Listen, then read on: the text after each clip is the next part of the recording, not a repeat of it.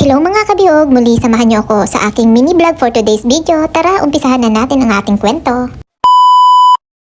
At yan nga mga kabihog, ito yung ipinakita ko nung nakaraan na design kung saan dun sa Hidden Garden na pinuntahan namin. Tuwing every month pala ay kanilang binabago ang design. At ito naman yung second month o another month na kanilang design. Ayan, diba? Ang ganda-ganda, nakakaliwalas. Ang galing ng ginawa nila dito sa Iskinitang to mga kabihog. Kasi talaga nilalagyan nila ng design, parang nagiging tourist attraction siya. Kaya yung mga tao na galing sa pamilihan o dun sa simbahan, pumupunta dyan para magpa-picture-picture, maglakad-lakad. Kasi nakakatuwa naman guys, kasi napakaliit lang ng Iskinita. Pero ang ganda ng ginagawa nila at saka hindi nakaka-boring kasi monthly pinapalitan nila ng design kung ano nung gusto nilang ipalit dyan.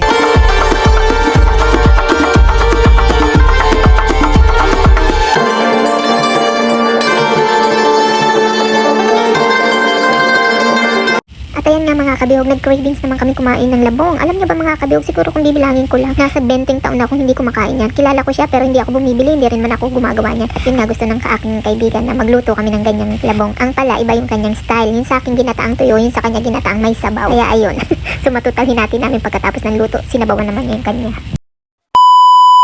At ito yung mga araw naman ng kasiyahan mga kabihog. Attend din pag may time ng party. May isa sa amin na kaibigan nag-birthday ngayon. At siya syempre ang sagot sa lahat. Sa kanyang kainan, sa kanyang inuman. At kaya na mga kabihog, kain tayo. Makisabay na kayo sa amin. Kuha na kayo ng plato.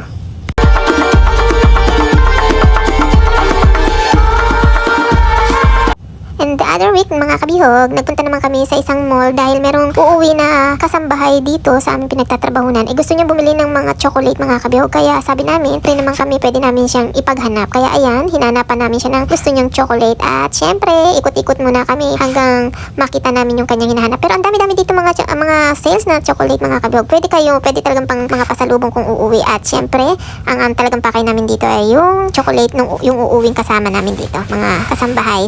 Ibang lahi siya mga kabihog. Kaya ayun, kaya nag-window shopping na rin kami mga kabihog. Maaliw-aliw man kami kasi nga, 'di ba, every week lang din naman kami nakakagala ng kasama ko. Kaya sinulit na namin yung paglilibot-libot dito hanggang sa makita na namin yung aming pakay na chocolate. And then pagkatapos niyan ay dumiretso na rin kaming umuwi niyan mga kabihog.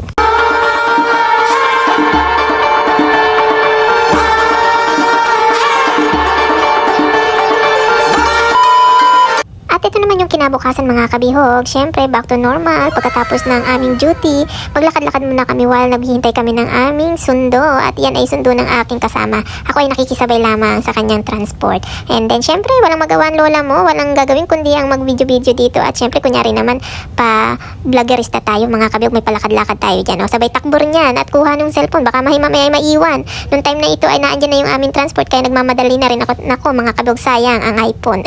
Itatapon na lang. Maiwan pa, wala na tayong ibang kapapalit nito mga kabihog. And then, ayan na nga, ongoing na kami sa aming bahay. At nang kami makarating yan sa aming bahay ay syempre, walang ibang gagawin mga kabihog kundi matulog na lang. Wala nang kain, tulog na lang diretso dahil sa pagod.